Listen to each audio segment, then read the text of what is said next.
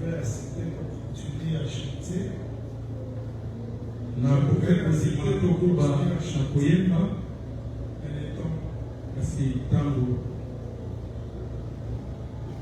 Au prénom, tu lecteras le texte.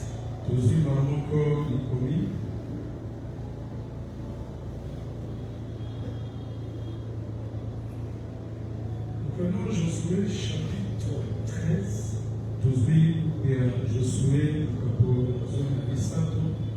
Du premier jusqu'au 7e verset.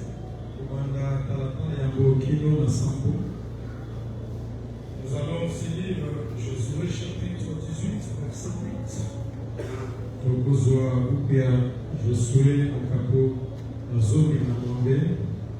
Je reprends Josué chapitre 13 du premier au 7e. Josué 18, verset 8. Josué 13, 1er à 7. Josué 18 à 8. Nous allons prendre aussi Josué chapitre 1er du 1er au 7e verset.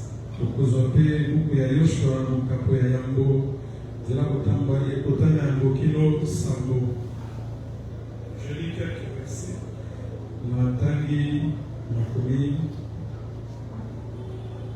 Je lis Josué chapitre 18, verset 8. Josué 18, verset 8. Dis aux gens qui sont dehors d'entrer. À part Faustin, les gens qui sont dehors puissent entrer à l'église. Il est temps de la prédication, tout le monde peut entrer. Il est écrit, lorsque ces hommes s'élevaient et partirent pour tracer un plat du pays,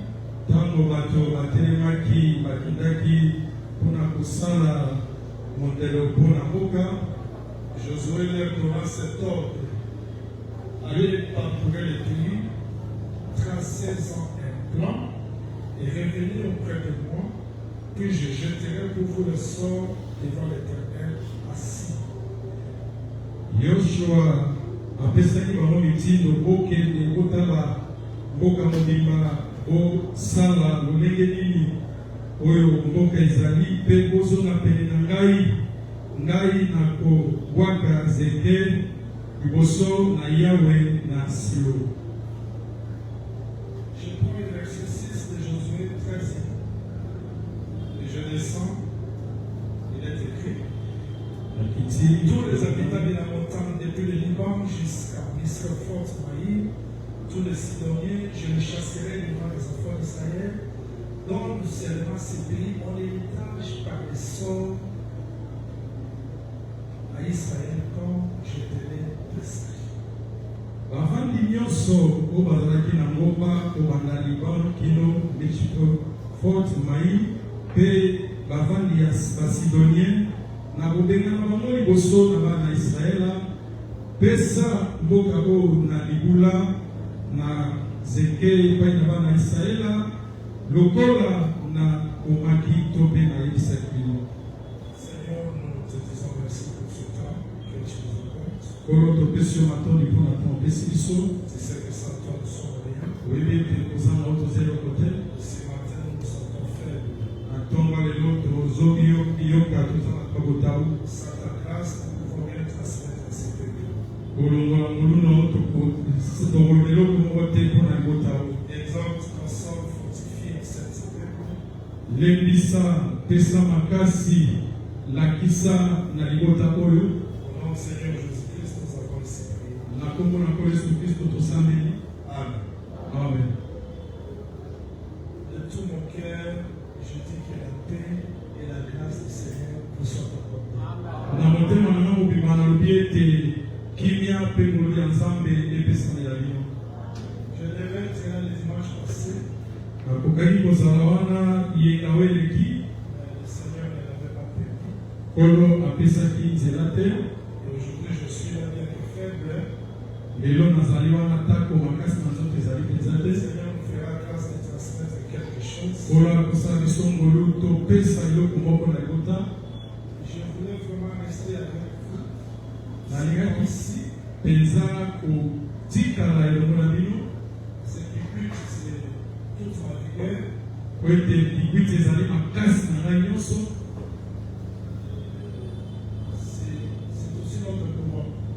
yango mpe ezali motole na biso. Si nous sommes serviteurs, parce que vous êtes là. Soki biso tozali basali eza mpo bino bozali wana. Dans la pensée de l'homme, je voulais vraiment rester avec vous. Na likanisi ya moto nalingi mpenza navanda natikeli longola bino. Que le Seigneur nous fasse grâce. Kolo asala biso ngolu. J'ai voulu partager avec l'Église cet enseignement très important. Nalingaki nakabola na lingomba lilakisiwe ezali na motuya. Très important. Motuya mpenza makasi. Parce que je crois que nous vivons un temps très difficile. Azondima ete tozondikela bata ya pasi. Un temps très difficile, tout le monde est dans le tourment. Oyo na kati oyo mokili ezali na kati ya mobulu. Et l'Église doit garder la parole parce que seule la parole qui peut nous donner la force de vaincre les appels. Mpe lingomba esengeli ebatela liloba mpo kaka liloba nde kopesa biso makasi ya kolonga. Je l'ai toujours dit et répété. Ngai nalobaka mpe nabandelaka oyo Dans nalobaka. l'âme, il n'y a rien de bon à part la parole de Dieu. Epai na moto eloko moko ya maloba ezali te kolongola liloba nzambe. Et il a dit, si vous gardez ma parole, je vous garderai. alobaki soki kobateli liloba na ngai ndaki na kobatela nini. Et les gens qui gardent la parole, quel que soit le prix à payer, parce que cette parole, c'est votre promesse. esengo na bango bazali kobatela liloba atako motu ya kofuta po ete liloba oyo nde bomo ya biso. Le dimanche prochain, je donnerai le rapport du voyage parce que je serai encore très fort. mokolo ya eyenga oyo ekoyaka ngai na koloba na bino lolenge nini nabemukaki nini elekaki na mobembo. Parce que c'est un point doctrinal quand le pasteur parle, au retour, il doit faire le rapport. po ete ezali litono ya moboko ntango mobateli asali mobembo kozonga na ye sengela loba na lingomba nini eleki. Mais aujourd'hui, je vais dire en un mot de quelques minutes un point important, le fardeau, la charge que le Seigneur m'avait donné à partager avec vous. lelo na mokuse na koloba litono moko ya kotuya oyo nzambe atiaki mokumba kati na nga ya kokabola na bino yango. Je n'oublie pas les saints qui nous suivent partout dans le monde. nabosani te basanto baza kolanda biso mokili mobima. Nous voulons parler sur les partages de Canaan. biso tolingi tolobela na oyo etali kokabola kana. Avant d'expliquer, d'enseigner, de donner le pourquoi, l'explication de tout le mouvement, ces derniers temps, j'aime que les gens retiennent l'essentiel. ngai yango nateya napesa ntina makambo nyonso nalingola nalingi naloba ete mikolo oyo nanga naposa bato basimba oyo ya motuya. Pourquoi Dieu nous envoie des enseignements? mpo na nini nzambe azotindela biso bamalakisi. Pourquoi Dieu nous envoie des thèmes pour nous amener où? mpo na nini nzambe azotindela biso mama na likambo po emema biso wapi. Oui, parce que Dieu sait. iyo po ete nzambe yayebi. Sans la connaissance, kolongola boyebi on ne saura pas vivre dans ce temps de la confusion. tokoka te kobika na ntango oyo ya mokulu. Et chaque message esango moko mpe mosusu contient la vie de Dieu pour son peuple. na kati na moi ezali na bongo ya nzambe mpo na libota na ye. Nous sommes heureux si nous n'écoutons pas seulement l'enseignement, mais si nous comprenons le message que Dieu nous envoie à travers l'enseignement. biso tozali bato esengo soki kaka toyoki kaka lilakisi te kasi tososola te lilakisi oyo nzambe atindeli biso. Dans le partage de Canaan, nous avons exploré les Écritures. na kokabola kana biso tokononganonga makomi. Nous allons utiliser les opérations mathématiques comme diviser, additionner, multiplier, soustraire. Il y a beaucoup de choses dans le partage de Canaan. eza na makambo ebele tokosalela lolenge ya kokabola ya kobakisa ya kokomisa ebele makambo ebele ezali na kokabola kana. Mais qu'est-ce que Dieu attend à travers cet enseignement? nini nzambe azozela na nzela ya lilakisi oyo. Si Canaan doit être partagé, soki kana esengeli bakabola yango il faut que tout celui qui est appelé fils de Jacob possède une portion de Canaan. esengeli ete moto nyonso oyo abengami likoloba ete bana na yakobo moko mpe mosusu oyo baeteni na kati ya kuna. Retenez seulement ça. yosimbaka wana Même si tu ne vas pas tout comprendre, ata okososola nyonso te mais je vais m'efforcer pour que tu le comprennes. ngai nakomisalisa makasi mpo yososola. Retiens qu'on partage Canaan pour les enfants de Jacob, c'est tout. yosimba akabolaka kana mpo na kaka bana na yakobo ekoki.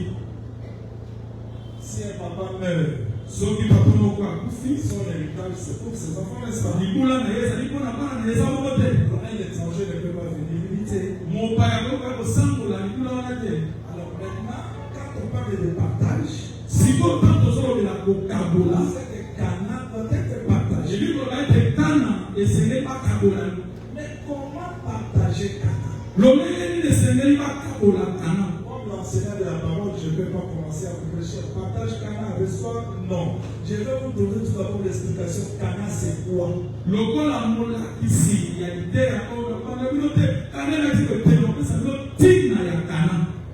Je commence par vous dire que Cana, c'est tellement. Cana est non. Il était petit-fils de Noé. C'est-à-dire un jour, Noé est sorti. Lui seul a planté sa vigne. Personne n'était à ses côtés, il était seul. Il a planté sa vigne. Lui-même a bu le vin. Personne l'a aidé, il était seul. Il a planté, il a bu. Lui-même entre dans sa tente. Pas la tente d'une autre personne. Notre tente. Entre lui-même, c'est des habits. Il a planté seul. Il a bu seul. Il entre dans sa tente seul. Il se déshabille seul. Mais quand il s'est déshabillé, Cham est venu. Il a vu la nudité. Moi, je ne vois pas comment est-ce que le combat. Qu'est-ce que je suis allé chercher là-bas? Je vais vous expliquer Cana, n'est-ce pas? Mais là, je suis allé pour vous faire comprendre l'origine de Cana. Cham entre. Quand son père est nu, il était le prédicateur de la nudité de son père. Et ses frères ont dit non. On va voir la nudité. Ils ont pris le voile, on recule là. Donc Cham marchait comme ça. Ils ont couvert. Quand le père s'est levé, je ne sais pas parce que aussi l'hiver s'était terminé ou pas, je ne sais pas, mais quand il s'est réveillé,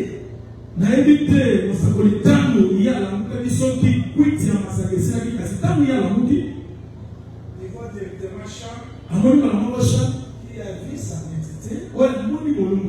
Il ne motive pas. Et il dit maudit soit Cana.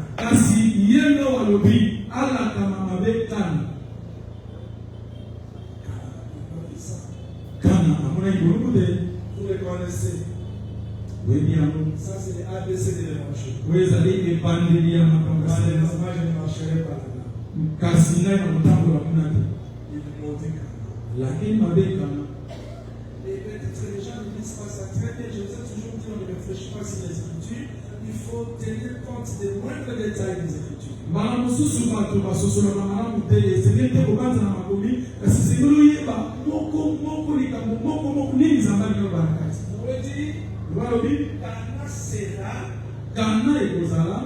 Cana sera l'esclave de qui? L'esclave?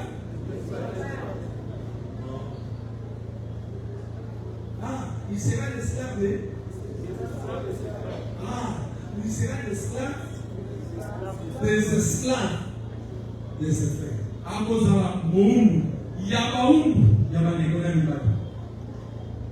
Est-ce que tu as déjà vu ça? Un esclave des esclaves. Il dit, vérifiez les Écritures s'il vous plaît, pour préparer ça. Vous y êtes, hein? Aux amis,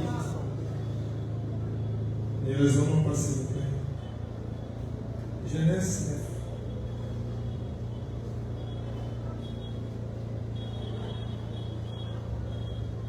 Genèse 9, verset 24, il est écrit: lorsque Noé s'est réveillé de son rêve, il a pris ce qu'il lui avait fait, son fils cadet. Il dit: maudit soit Canaan, qu'il soit l'esclave des esclaves de ses frères. tangu Noa anamuki na kwiti na ye vino ayebi ete mwana na ye asuka amoyaki bolumbu na ye pe alobi alakama mabe kana azala moundu ya baungu ya bandeko na ye mabe. Regardez s'il vous plaît.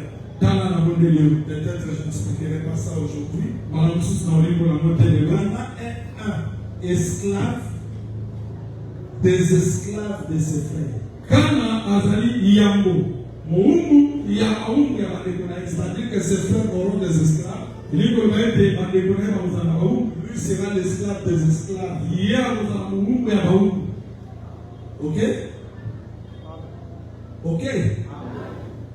Il s'arrête par là. asuki wana te Il dit: alobi béni soit l'Éternel, le Dieu des saints. apambolama yawe nzambe ya se. Donc, pour Canaan, c'est la malédiction. likoloba mpona kana ezali elakeli mabe Mais pour Sem, c'est la bénédiction. kasi mpona seme ezali lipamboli.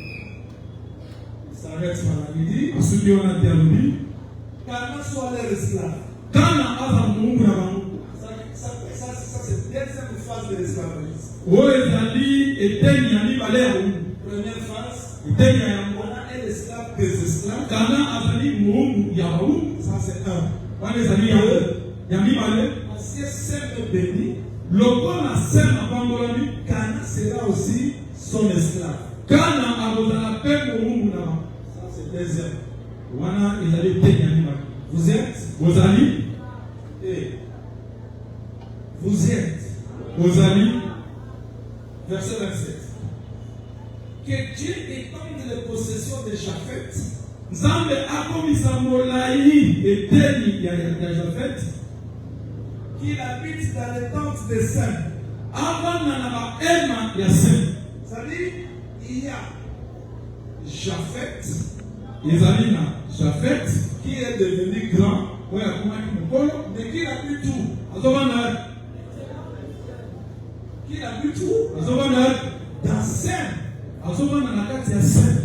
C'est-à-dire que maintenant, Dieu, Noé ne s'arrête pas là-bas. Il dit ceci. Noa asuki wana talobi boye Il s'arrête pas là-bas. Il dit asuki wana talobi que Dieu étende les possessions de Japheth, nzambe akomisa molai eteni ya Jafet qu'il habite dans les tentes de Sem, avanda na bahema ya Sem et que Canaan soit leur esclave. mpe kana azala moungu na bango.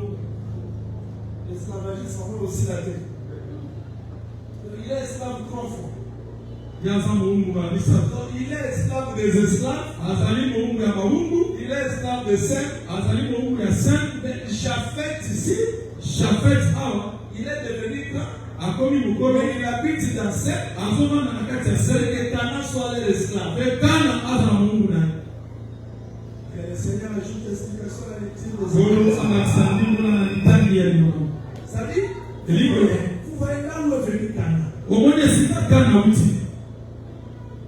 Donc Canaan est l'esclave des esclaves. kana azali moungu ya baungu. Il est l'esclave. azali moungu. Il est l'esclave. azali su moungu. Bon, un esclave, c'est un travailleur. moungu azali moto asalelaka bango. C'est-à-dire, dans tous les enfants de Noé, eliko bana bana nyonso ya Noe Canaan reste l'esclave. kana ye nde atikalaki moungu. Mais moi, je n'ai pas réfléchi avec les autres. ngai nalingaka te kobanza likolo ya makomi. En fait, j'ai envie de nous enseigner quoi? mosakoli jean wili ozolakisa biso Le partage de Canaan. kokabola kana. Qu'est-ce que nous sommes allés voir là-bas? nini biso tokei Nous komona sommes kuna. allés chercher Canaan, c'est qui? biso tokei koluka kana ezali Canaan, nani. c'est quoi? kana eza nini. Nous avons compris que Canaan, c'est un homme. biso tososoli ete kana azali Il moto y a reçu la malédiction. oyo ayambi elakeli À mabe cause de la nudité mpo na ntina ya molungu d'un homme seul. ya moto moko kaka ye moko. Lui-même a planté sa vie. ye moko aloni vino na ye. Personne ne l'a poussé de planter. Lui-même l'a planté. Lui-même l'habille. Lui-même s'est déshabillé. Dans sa propre tête. Comment ça devient la malédiction. Et même le sujet de la nudité. Mais lui aussi c'est.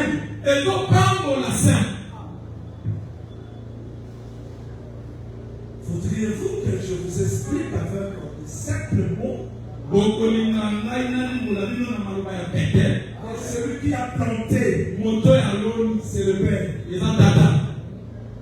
Quand Dieu donnait la loi, Dieu envoyait les prophètes, il était planté. Il était semé. Parce que tous les prophètes, c'était que Dieu seul qui semait. Et personne ne pouvait moissonner. C'est lui qui avait semé.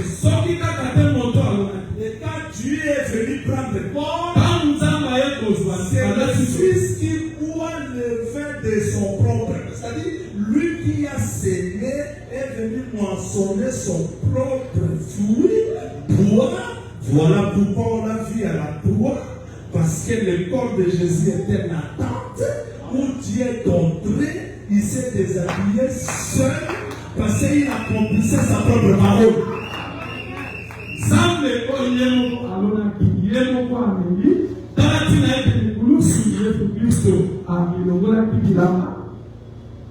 Si quelqu'un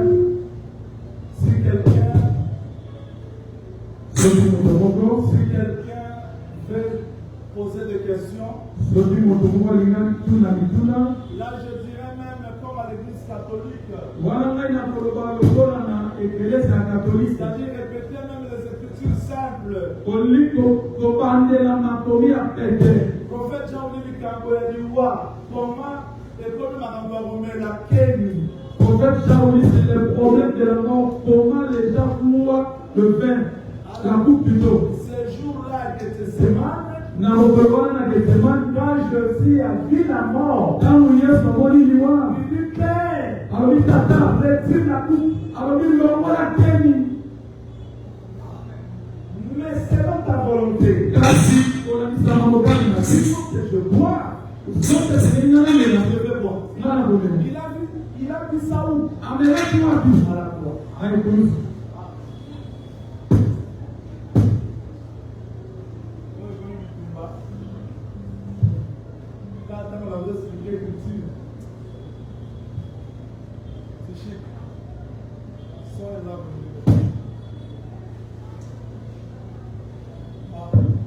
C'est le bas que moi je ça.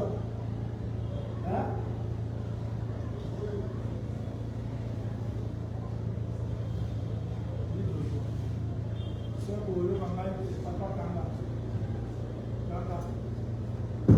Voilà ma peu dans la capacité. Tu as su que ça va ça. Comment tout ça tu as su que ça va zamba za rukumu. Ça va tellement ça na hotel na ba distraction volonté. Boka papa tanga instrument pour la salle de la société. J'aime pas travailler dans des choses comme ça. J'aime travailler dans des choses qui sont propres. Amen. Que le Seigneur vous bénisse. Que le Seigneur Jésus-Christ vous bénisse. Je voudrais dire ceci.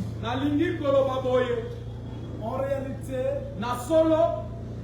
quand Jésus mourait à la croix, c'était le même Dieu qui avait donné sa parole et qui est venu l'accomplir. Il est seul qui a semé, seul qui a moissonné, seul qui s'est déshabillé. Je vous dis que personne n'a tué Jésus. Quand on voulait l'arrêter, il dit seulement vous cherchez que tout le monde est. Il s'est donné lui-même. Il accomplissait sa propre parole. Voilà pourquoi nous disons la croix, c'est la malédiction pour un peuple. C'est la bénédiction aussi pour un peuple.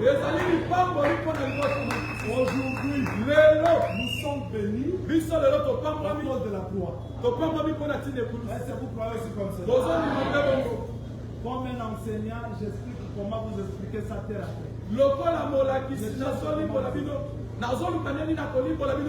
Moïse avait dit, si tu dresses un hôtel, tu ne monteras pas pour que ta nudité ne soit pas vue.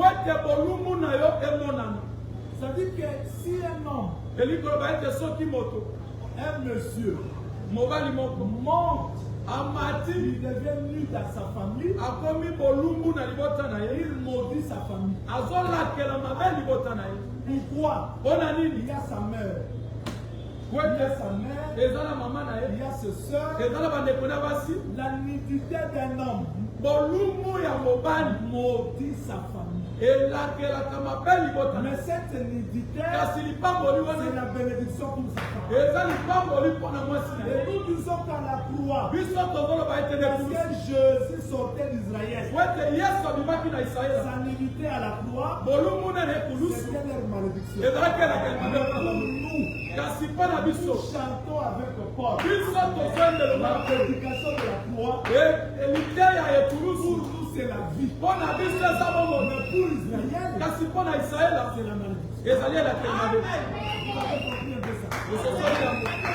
C'est par là où je voulais vous faire comprendre. D'une manière très simple. Que Cana qui reçoit la malédiction à cause des gens qui n'étaient pas dignes. Parce que Cana n'a pas vu la nudité. Mais il a porté la malédiction. Donc si tu vois Cham, c'est lui qui a vu. Cana était là où je l'expliquerai. Je vais expliquer ça dans plusieurs angles par la grâce. Mais vous allez remarquer une chose. Que c'est Cana-là qui est maudit, qui est esclave. Regarde bien. Cana est l'esclave des esclaves. Cana est l'esclave. Cana est l'esclave. Mais c'est Cana ici. Dans notre tête, nous disons, c'est un homme maudit. N'est-ce pas? Il est maudit. C'est un homme maudit. Mais remarquez, quand Sem est béni, Cham est allé dans Sem. Et Cana est leur esclave. C'est que Noé n'a rien fait. Il a rassemblé le tout. Parce que si Cana est maudit, Sem est béni, Japhet est béni. Mais Japhet rentre dans Sem. C'est-à-dire que dans Sem, il y a Japhet et Cana est l'esclave. Donc, Noé a mis la bénédiction. Il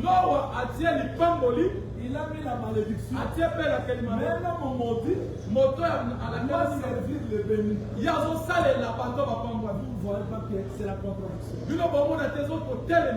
C'est comme Joseph pour ses frères. Il est rejeté. Pour ses frères. Il est maudit. Mais pour la femme de Potiphar, Joseph c'était bon monsieur. Il mérite d'être mon mari.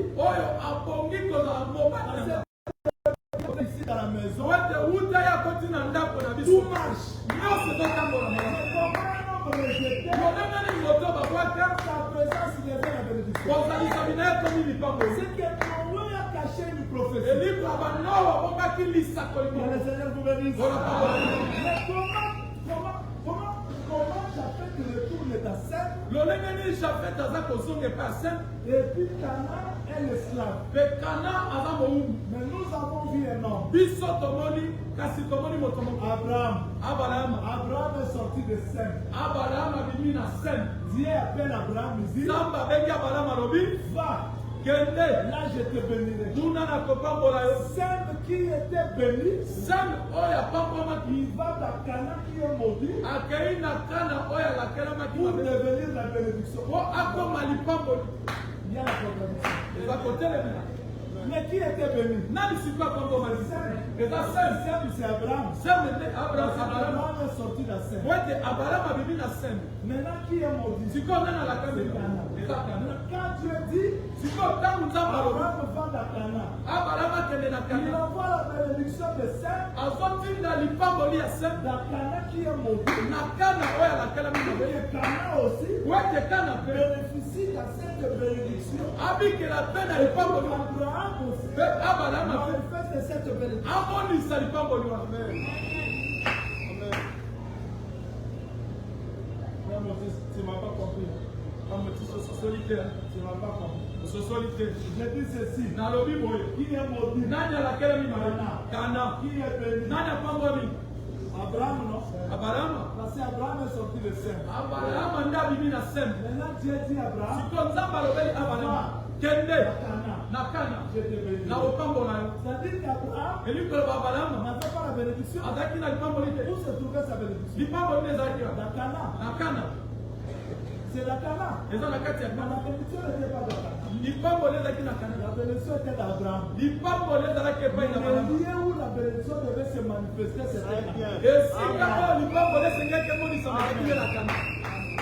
On ne comprend bien. Ososolanga malamu. En réalité, Na solo quand Abraham marchait, ntango Abraham azotambola c'était lui qui était béni. ezalaki ye nde apambwama. Mais le lieu de la bénédiction, Kasi esika ya lipamboli pour que cette bénédiction soit manifestée, wete lipamboli wana il emonisama faut qu'il voyage. esengeli mobembo moko. Et ce voyage-là, c'est vers Cana. Pe mobembo yango ezali kokende na Kana. C'est-à-dire que Cana, c'est le lieu de la manifestation de la bénédiction. Ka likoloba Kana ezali esika oyo ezomonisa lipamboli Je recommence. na bandeli. Quand Dieu disait, Ntango nzambe aloba nde koloba faisons l'homme à notre image. osala mutu na elilingi na Où biso. était l'homme? Mutu azalaki wapi? Où était l'homme? Moto azalaki wapi? Non, je vous pose la question. Où était l'homme? Otuna bino motu na moto azalaki wapi? Na nzambe. Maintenant, l'homme était où? Dans Dieu. Sikoyo moto azalaki wapi? Na nzambe. L'homme était dans Dieu. Moto azalaki na kati ya nzambe. Dieu, pour manifester l'homme, Sikoyo nzambe mpo amonisama. voilà ce qu'il fait. Tala oyo azosala. Il descend. Akiti. Quand vous voyez Dieu descendre sur Soki la omoni terre, nzambe akiti na il mabele. va voyager. Asali mobembo. Il quitte le trône. Atiki mwende. Il faut que Dieu touche la terre. Esengeli nzambe asimba Ils mabele. sont en contact avec la terre. Ye akutana na mabele asimba Pour que mabele. ceux qui étaient dans lui soient manifestés. Wete oyo ezalaki emonisama. Na bandeli. Yesu akutani na aveugle. Il rencontre l'aveugle. Yesu akutani na mokufi miso. Il regarde l'aveugle. Atali mokufi miso. Il crache sur la terre. Bwaki soyi na. Qu'est-ce qu'il pouvait faire? Nini alingaki kosala? Parce que l'aveugle est comme ça. Wete moto akufani Il miso kambo. Akashe abwaki soyi na. Ntango abwaki soyi na. Il descend. Akiti. Nzamba l'a dit cracha. Ça c'est Éden. Wana ede. Parce qu'il est descendu en Éden. Wete akitaki na Eden. Il a soufflé Ye sur la apemi poussière de la terre. na putulu ya Les mabele. Adam sont manifestés. Wete Adamu amonisa. Adam a été chassé en Éden. Adamu wana babenganaki Il Edeni. a perdu la vie. Abungisaki bomoi.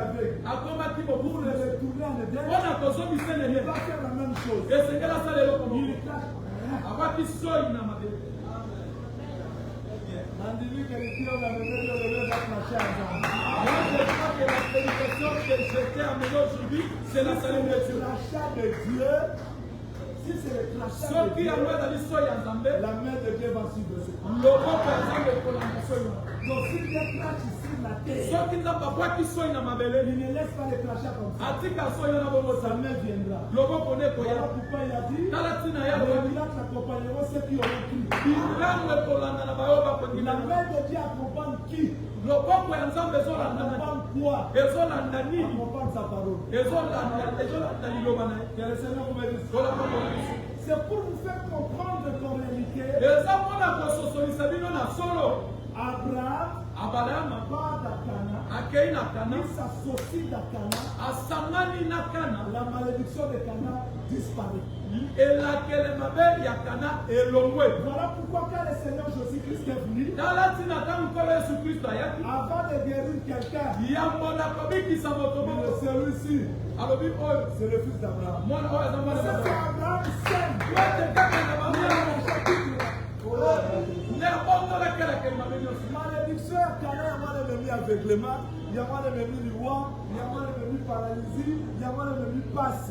Maintenant, quand Abraham visite Cana, il absorbe toutes les malédictions. Nous devenons le fils d'Abraham parce que dans lui, il y a la bénédiction. Et quand le Seigneur Jésus-Christ est venu, quand il est entré dans la maison de Zachée, il dit celui-ci mérite d'être sauvé parce que c'est le fils d'Abraham. Abraham ate amelaki bilakeli mabe na biso nyonso. Yango ntango Yesu Kristo aye alobi na Zache oyo azali abongi na yango nalobi ko po azali mwana na Balamu. Même la sœur là qui était possédée, Ata kondeko mwasi wana azalaki na milimo mabe. on peut être fils de Dieu est possédé. Okoki kozala mwana nzambe kasi oza na milimo mabe. Jésus-Christ dit, Yesu Kristo alobi celui-ci mwana oyo moto oyo est le fils d'Abraham. azali mwana na Balamu. Il doit être délivré. Esengeli ye bakangola. Donc aujourd'hui, je suis venu vous dire que Lelo nga na ye koyebisa bino boye. quelles que soient les malédictions, Ata kobilakeli mabe. si la parole vous localise, Soki liloba ya Nzambe ekutani na parce yo. qu'un homme a visité votre vie, Wete moto moko ayaki koluka il moko. a absorbé la malédiction, Ya amelaki bilakeli mabe nyonso. vous avez tout par la grâce du Seigneur. Bino bozali na nyonso na ngolu ya Nzambe. Vous avez compris? Ososoli. C'est-à-dire Cana, c'est un homme, Eli koloba Kana ezali moto. Cana, c'est le lieu. Kana ezali mpe esika. En un mot, Cana, Na mokuse Kana c'est l'héritage. ezali libula. Cana, Kana c'est le lieu de la promesse. ezali esika ya elaka. Est-ce que tout le monde a compris? Bato nyonso basosoli. Maintenant, je commence l'enseignement. Sikoyo na bandi lilaki. J'ai fait la définition de Cana, je commence l'enseignement. Ngai esengelaki nalakisa nanu Kana ezali nini sikoyo na bandi lilaki. Oh, d'abord, voilà, vous l'aimez, hein? Je vois comme vous êtes fatigué. J'ai dit que je commence à définir tout d'abord Cana selon les Écritures. Ngai nalobi boye nalingaki nalakisa bino boyeba Kana kolandisa Nous mama avons compris que Cana, c'est un homme, biso tososoli ete Kana azali moto c'est le lieu de la bénédiction. azali esika ya lipamboli. Voilà pourquoi quand Abraham arrive à Cana, tala ntina ntango Abalamu akomi na Kana il ne pouvait pas rester là. akoki kotikala wana te Parce qu'il fallait que le travail soit tout d'abord terminé. esengelaki ete mosala esila yango. Voilà, on a dit à la main bien pour la bandit en Wawa. Suivez bien ma prédication car je Voilà, commence on a ici. dit à la main bien pour la bandit en Wawa. Suivez bien ma prédication, je commence par ici. Israël à Cana Israël na Kana n'a pas de problème. aza na likambo te. Mais Dieu lui-même les a chassés de Cana Nzambe ye moko abengani na Kana pour les envoyer en Égypte. mpo na kotindika bango na Egypte. Maintenant, quitter l'Égypte Sikoyo kolongo Egypte pour rentrer à Cana, kozonga na Kana c'est là où devient notre enseignement. yango nde komi lilakisi na L'hérité d'Abraham, Kana oyo tosangoli epa na Balama on ne va pas récupérer ça comme ça. tokozwa yango kaka bongo Qui linalakisi partage Cana, nani azokabola la Kana propriété de Cana. mokolo Kana Parce que lui connaît les ennemis de Cana. wete ye nde ayebi bangundo baza na Lui Kana connaît les limites de ye Cana. ayebi mindelo ya Kana. Si nos églises se divisent aujourd'hui, c'est parce que les gens ne sont pas dans Cana. Celui qui est en train de Cana ne va pas combattre son frère. Parce que chacun a ses limites, chacun a ses capacités. soki bangomba na biso ezali kokabwana po ete bato bazososola te bamindelo na bango po ete ndenge toza esengeli moto na motu ayeba mindelo na ye. Je me répète de vous dire ceci. S'il y a des guerres dans les églises, des divisions dans les églises, c'est parce que les gens ne sont pas d'Akana. Si moi je suis d'Akana, on n'entre pas d'Akana par sa propre force. Nous étions d'Akana d'Adam. Mais quand on a voyagé sur la terre, pour rentrer d'Akana, c'est plus notre problème. Il faut que Dieu partage Cana. Et Dieu partage Cana non selon notre volonté. Que lui-même veut. Et l'homme c'est ce qui nous a tués. Cana a des frontières. Cana a des limites. Cana a des barrières. Cana a des villes élevées.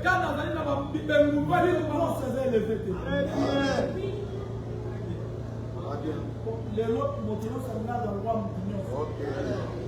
Motivons sont là dans le roi Moutignon. Cana ville non se veut élever. Cana ville non se veut la bombarder. Toutes les villes de Cana n'ont pas de montagnes. Si l'ensemble de ces nous sommes à Cana, parce que moi je ne prêche pas le Bitunuku.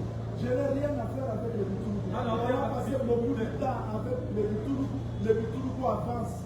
Nous reculons. Le Bitunuku, ils n'ont pas dit. Ils n'ont pas dit. Mais il faut traiter la lettre au milieu de nous.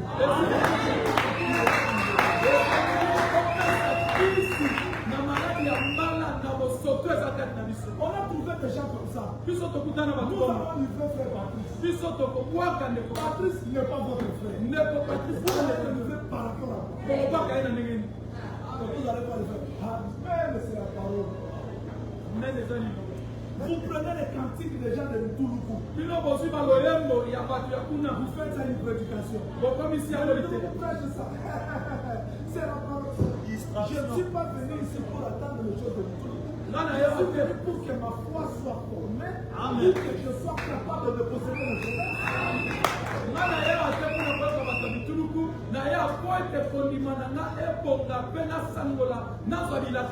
Donc si on ne critique pas Branham, on n'a pas bien prêché. Si on ne critique pas ACK, on n'a pas bien prêché. Si on ne critique pas Maman Hollande, on n'a pas. Mais on a des disputes, des injures, des injustices.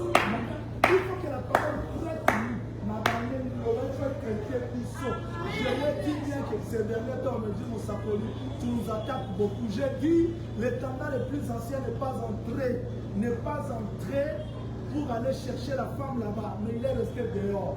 La femme qui puisera, pas seulement puiser, qui portera, pas seulement porter, qui marchera avec l'eau, pas seulement marcher, qui servira l'eau. Elle est là.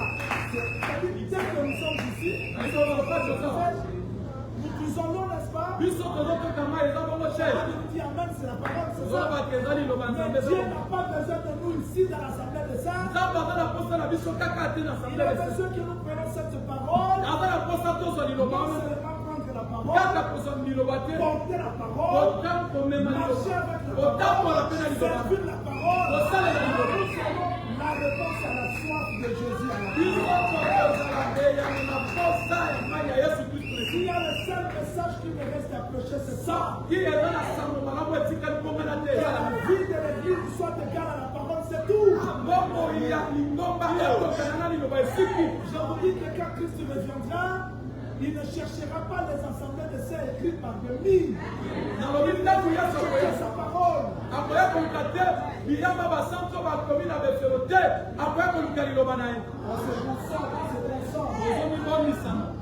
Nous sommes assemblés de saints. Nous sommes assemblés de saints.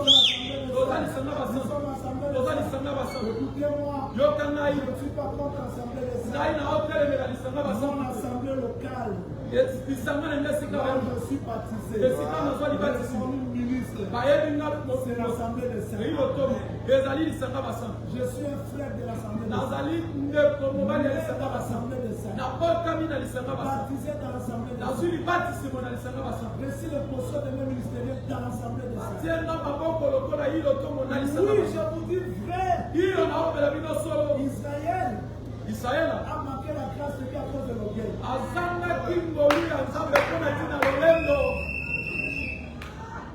Alors que Dieu sortait dans les Écritures, il a pris corps. Israël ne l'a pas vu à cause de l'orgueil. Si nous restons dans l'orgueil, nous, Dieu va s'échapper à nous. Que la paix du Seigneur soit avec nous. Shalom l'église. Shalom Est-ce que là on m'entend bien? Kuna bozote nga malamu. Vous m'entendez bien? Bozote nga malamu. Je commence ma prédication, n'est-ce pas? Je commence Nazola réalité quelques minutes. na mwa minute muko. Tout ce que j'ai fait là-bas, c'est la répétition des Écritures. Oyo nyonso nasali kuna na bande kobandela nde makomi.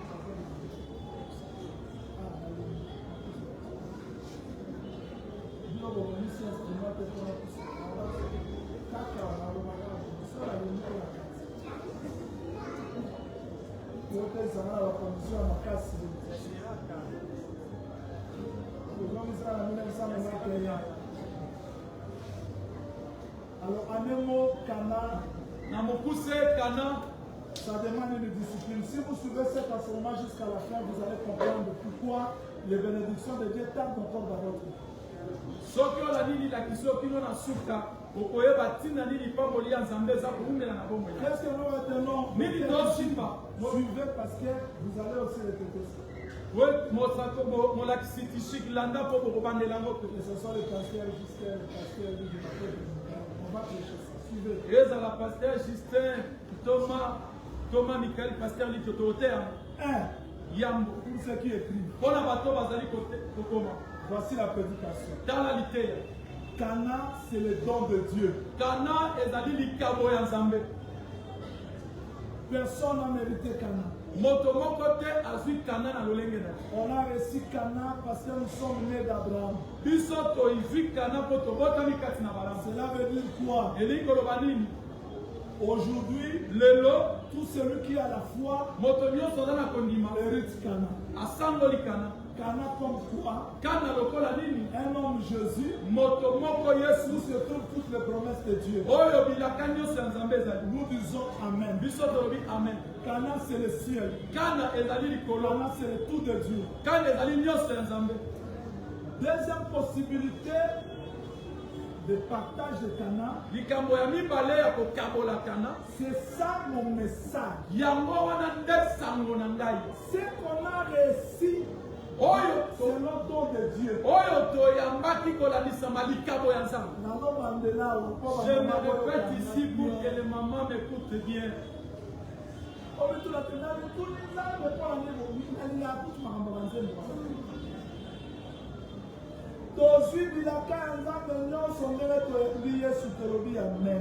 nous avons reçu les promesses de Dieu comme nous avons crié à Jésus nous disons amen.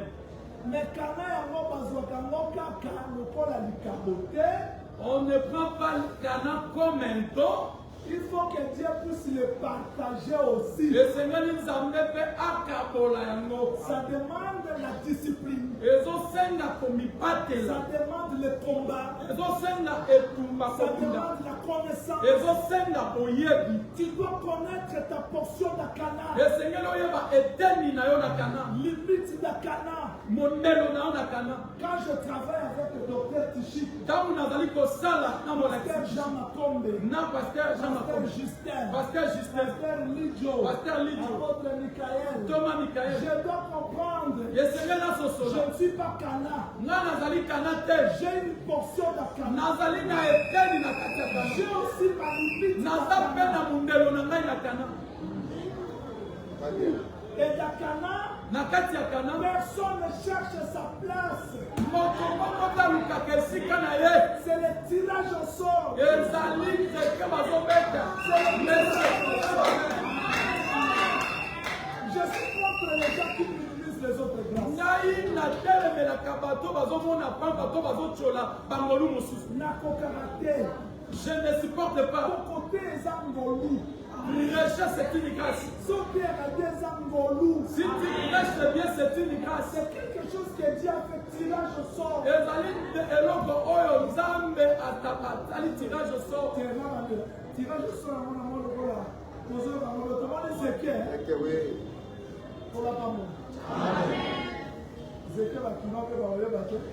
Comment dit chef de 6? Hein?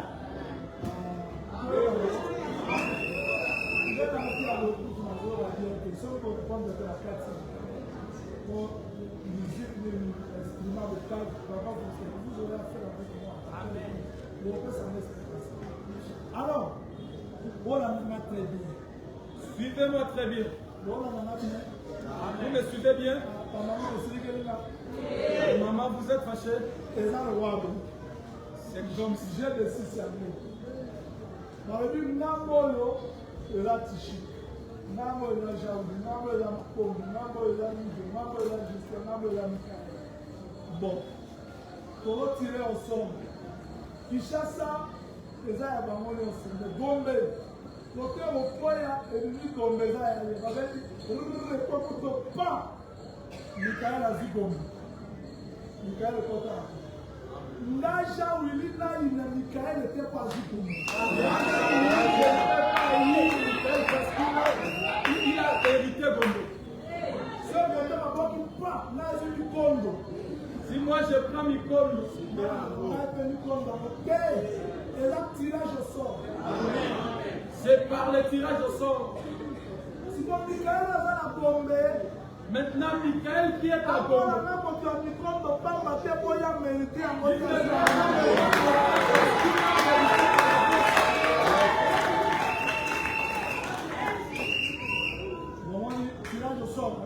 Vous voyez le tirage au sort. Maintenant, vous avez compris. C'est ça tirage au sort. Il y a un tirage au sort. Maintenant, quand on dit Mikaël Gombe t'appartient, cela ne lui appartient pas. Parce que Dieu dira, il y a des ennemis dedans. Il faut faire attention comme il marche. Il y a des amourites. Mikaël ne dira pas, j'ai déjà réussi Gombe. Non. Ce n'est pas son problème avec ce. C'est un problème de s'élever. Mais il faut mériter qu'on soit Gombe. Bien qu'il a reçu Gombe, il doit le mériter. Combattre pour recevoir Gombe. Vous avez compris ma prédication. Prophète Jaoul prêche bien. Il n'a pas mérité. C'est par la grâce. Pour qu'il prêche bien. Il a prié.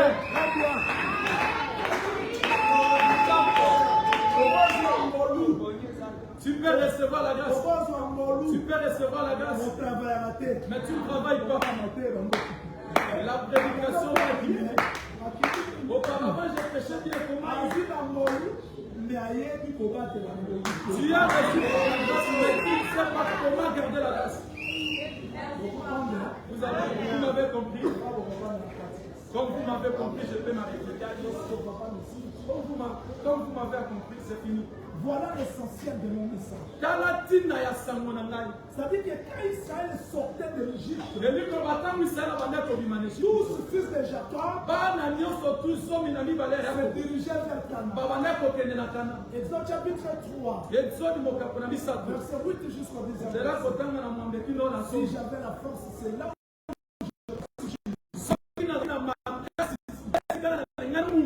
Pour le problème de Canaan, Dieu n'a pas parlé à l'aile. Il est entré dans un buisson.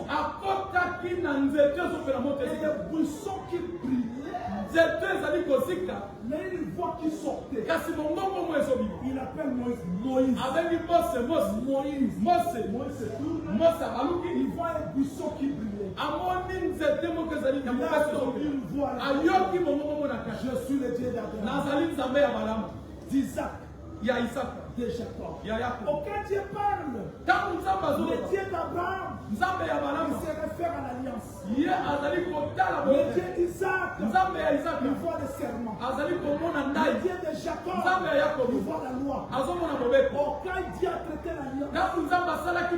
Il a prêté le serment. Il a donné la loi pour ramener Israël dans le pays de Dieu, pour parler de Canaan, il s'est identifié à la souffrance de son père. Parce que ce feu qui brillait, la persécution qu'Israël subissait en Égypte. Dieu ne pouvait pas dériver ailleurs. Il est entré dans la souffrance. Il a pris la forme de la souffrance. Mais il a démontré à Moïse, quelle que soit la souffrance, l'alliance reste. Le serment reste. La loi reste. J'ai vu, j'ai attendu, je suis descendu. Où est ce Dieu-là qui est descendu? Il est dans le buisson. Je crois que tout celui qui a la semence de Dieu, les autres peuvent détruire ses corps. L'extérieur ne sera jamais là. Un jour la chair et la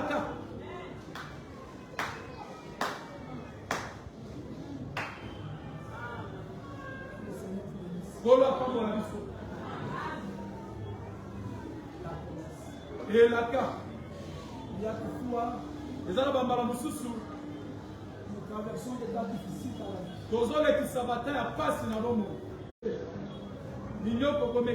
C'est la chair.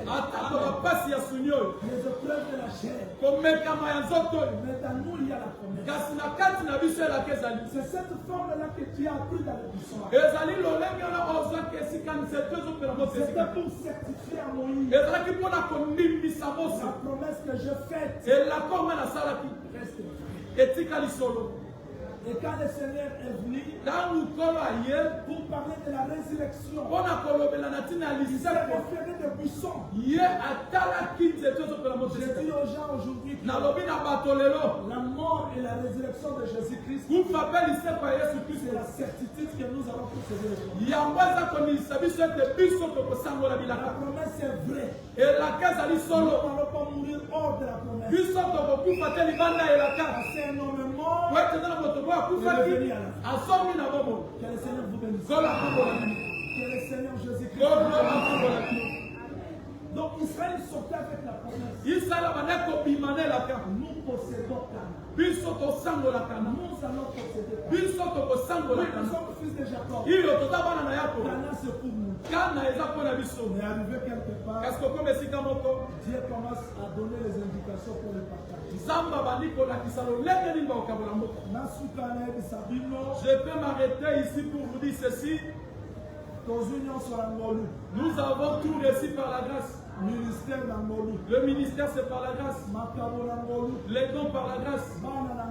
Les enfants par la grâce. L'homme ne peut pas se glorifier sur cette terre. Il y a des gens qui crient plus que toi, mais ils n'ont pas même un enfant. Il y a des gens plus intelligents que toi, mais ils n'ont pas même un demi-parcelle. L'homme ne peut pas frapper la patrie. Parce que tout ce que nous possédons, c'est par la grâce. Nous avons reçu Canaan par la grâce. Parce qu'il y a un homme qui avait pris corps et il s'est uni avec lui. Car s'il y a un Morocco dans la Canaan. Je dis souvent à ceux qui ont reçu le ministère qu'ils doivent comprendre que le ministère ce n'est pas la gloire.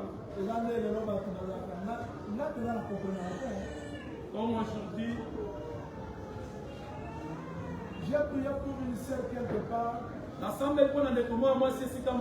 mais je n'ai pas témoigné dans une église. Peut-être c'est ici que je témoigne. Dieu m'a fait grâce. J'ai prié pour une sœur qui était décédée. Je ne savais pas qu'elle était décédée. On cherchait un moyen pour transporter cette sœur. Les infirmiers sont venus, ils ont déclaré ce fini. On l'a abandonné dans le bureau. Et Dieu a mis une ignorance dans mon couple que je ne sache pas quelqu'un.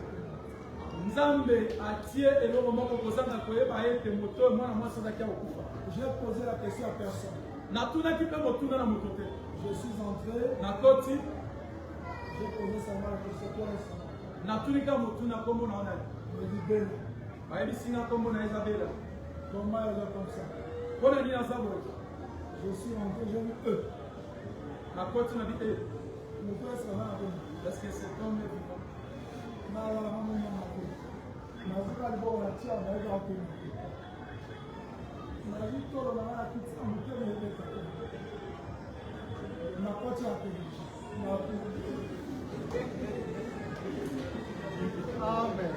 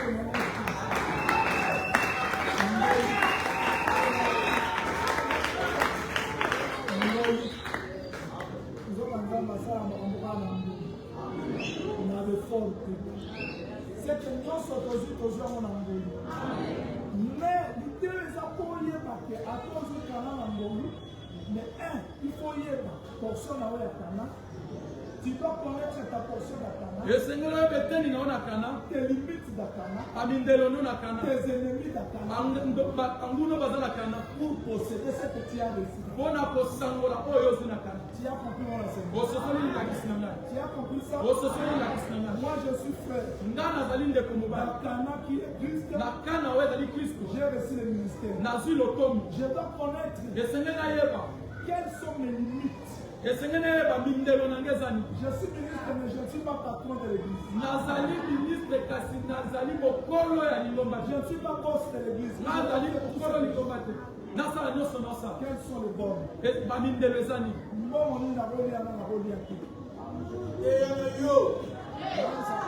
Soit la confondre. Dans la construction, on retient pas besoin de la mais si je comprends les limites, Kana sera une bénédiction. Kana sans Zaka,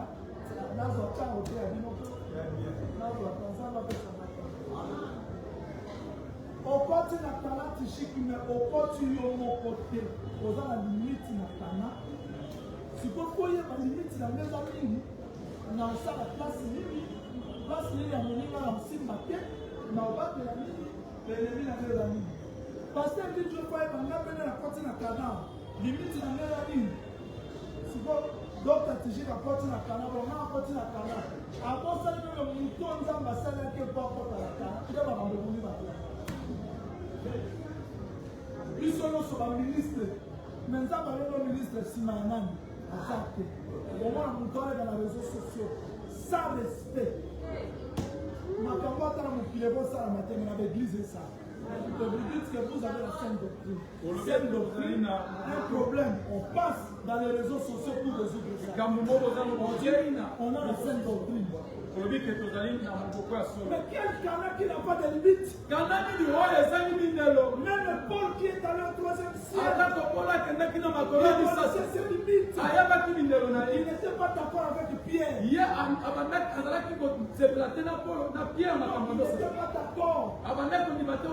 Dans d'autres points. Mais il a recommandé déjà d'obéir les recommandations de Jésus. Je vous dis des choses vraies. Être ministre n'est pas synonyme que tu es sauvé pour aller au ciel. Être un frère de l'Assemblée des Saints. Une sœur de l'Assemblée des Saints. Tu dois connaître tes limites. Tes ennemis d'Akana. Sinon Kana te vomira. sans ayo. Ghana, c'est un pays qui vomit ses habitants. Ghana ezali moko esanza kabavandi na ye. Il faut connaître ses limites. Esengana ba mitelo na yo. Le Seigneur vous bénisse.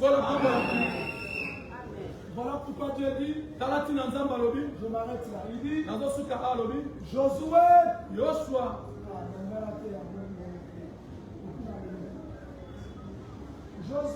Yoshua. Mon serviteur Moïse est mort. Mosali na Mose akufi. Comment nous avons payé mon moteur, c'est vraiment que c'est mon carnet là-bas. Michael dessus. Josué, Yoshua. nde nazala naote yanga baministre ya Kikwiti naote yanga badisciple ya Kikwiti mpo eza normal te nga aza Yesu te. Yesu atika église na 120 personnes na absence de église ekoma 3000. Amen. eza te songa naza église etonda ça prouve que nasali misala bien. awa naopesa faute na ministre moko te naoloba nasali bien sikoyo naosala bien. Now we pray among us na share. Amen. Alors, on va faire l'église, là, la ministre, là, la paix, là, la union, c'est parce qu'il faut nous remonter la limite. Chacun de nous doit connaître ses limites.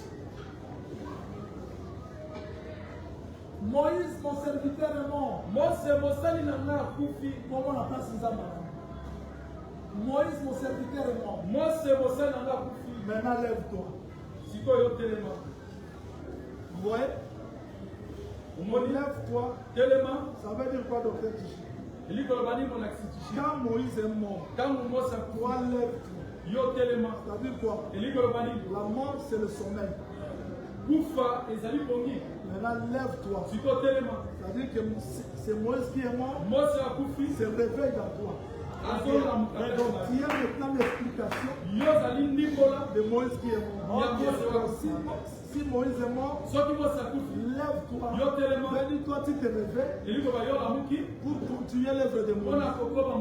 Mais je ne vais pas commencer par toi. Je vais commencer par Moïse. Tu peux faire des exploits. Ne n'oublie pas Moïse. Amen. Voilà, moi, la papa, la libani du boye. La tali photo, la papa, la vilain. Peut-être que papa, tu as une affaire à l'écrire.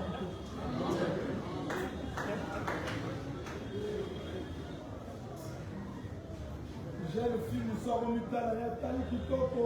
La tali m'a dit, maman m'appelle, na abo sa kitoko na uchepa. Nyonso ozwi euti na yo te euti epa nzambe. Salomo awela bokonzi te, Absalom awela mpo na nini? Mpo amoni aza kitoko, na Absalom akosalaka ngai ya kitoko David ndole mpola pambola nzambe akobanda na yo te soki atandi place moko te. Il dit maintenant lève-toi. Traverse Jourdain. Voilà le pays que je vous donne. Ici, il y a Mokan. Ici, il y a Dieu indique Cana pour ne pas aller au-delà de ce qui n'est pas Cana. Cana a ses limites.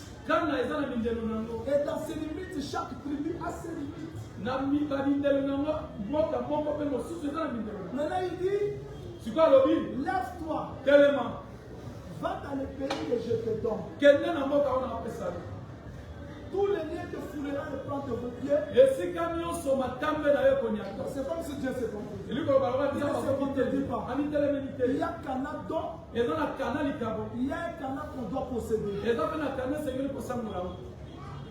Les bien-aimés, si aujourd'hui nous sommes loin de promesses de Dieu, c'est parce qu'on a confondu les dons et ce que nous devons posséder.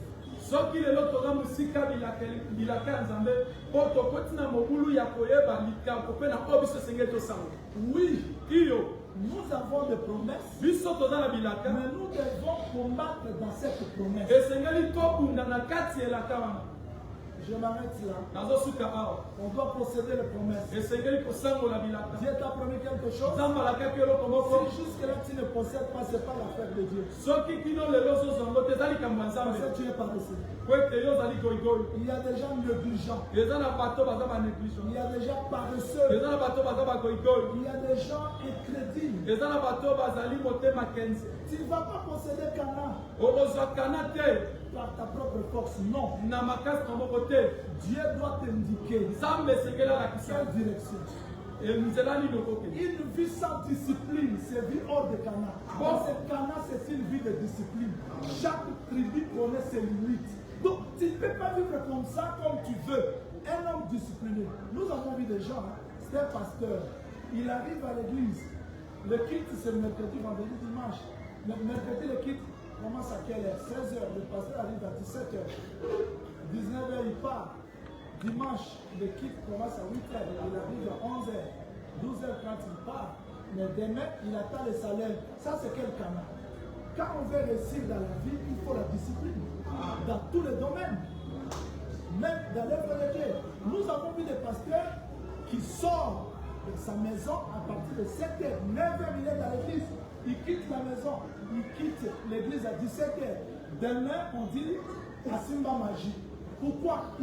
Il a pris l'œuvre de Dieu au sérieux. Mais nous voulons que l'église nous paye, que les enfants de Dieu soient bénis. L'argent ne tombe pas comme ça. Bien aimé Paul dit, c'est lui qui sème doit moissonner. Vous savez semer quoi dans la vie des gens? Ni de prière, ni de suivi, ni de... Maintenant, vous attendez quoi? Parce qu'il faut que l'œuvre, je dis des choses différentes. Nous avons déjà comme ça. Un disciple qui arrive comme ça, parce qu'il a présidé, il attend le transport. Parce qu'il a présidé, il attend le salaire. Il faut travailler. Nous avons vu des gens comme ça. Nous sommes obligés de dire,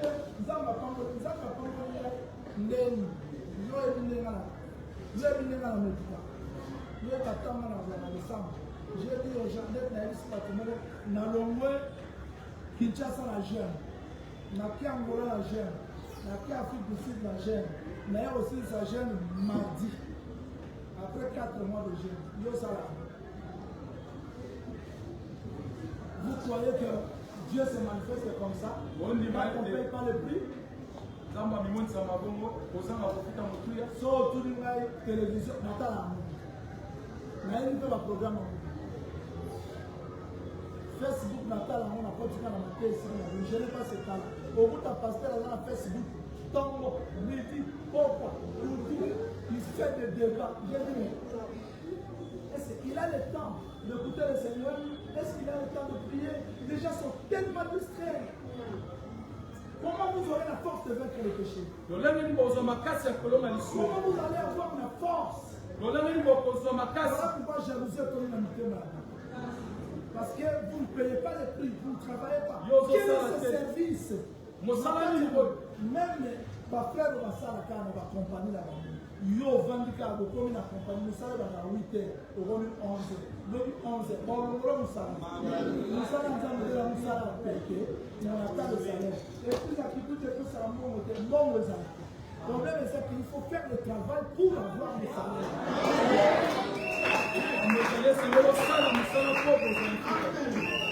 Est-ce que tout le monde me suit? Vous dormez à la maison du 1er janvier jusqu'au 31 décembre.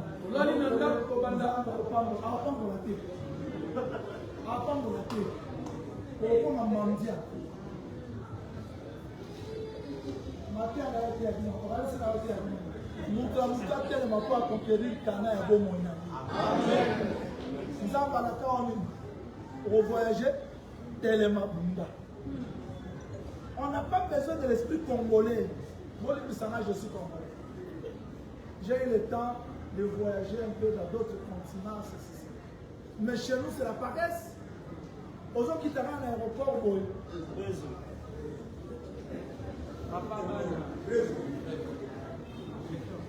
on est dans un supermarché. Sécurité, C'est-à-dire que les gens aiment la facilité partout. Payez le prix. Même si Dieu t'a promis, paye le prix. Ne donne pas pour attendre les 700 ans.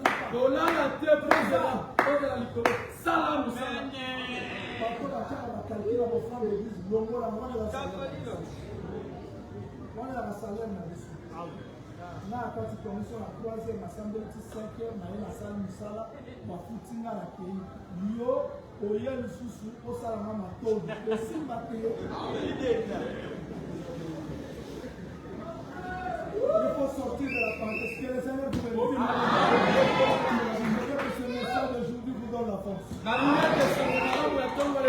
donne la force d'avancer diminuez le temps de Facebook. Le mois matin, Facebook, WhatsApp, diminue ce temps. On peut ici le voilà. L'autre retraite, l'autre la télévision, on a une forme, on a peut ici la télévision, comme on l'a dit, Zala la limite. Aujourd'hui, qui s'attend, on a dit au lembi, on a moussa, on a gonflé dans le salon. Voilà, nous avons une série ressemble les actes, discipline-toi.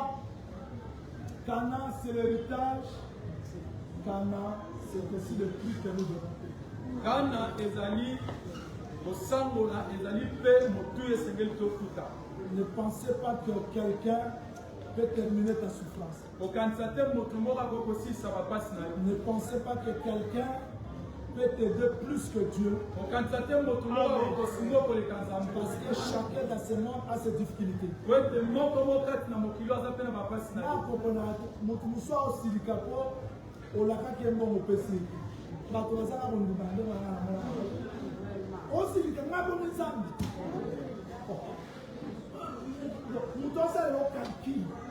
Comme on appelle ça du monde. Et pourtant, à cause de ça, il y a un problème.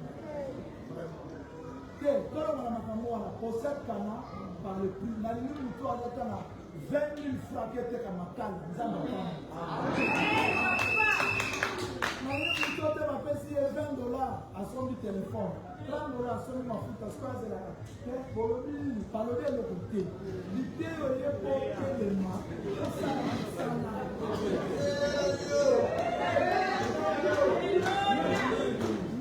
Papa, on a aidé les amateurs. Papa, on a aidé les amateurs. Dernièrement, on a ça. Au moment où on voit la santé, on a un âge, on a une. C'est ça être responsable. Mais là, on a eu un monde qui vit dans les soucis kaka. Bateau, on a la vie, on a la salade. On a la frère Moutisso. Avant, on a combien de mois. Là, ça me donne ce moteur. Quand tu as moi, si on n'a pas de voyage, c'est pas facile.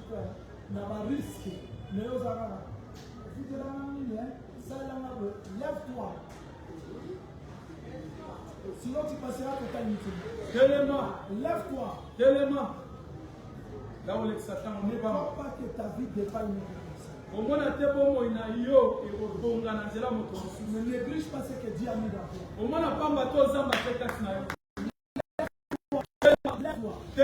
Dieu t'a promis Cana. Il va aussi pour Cana.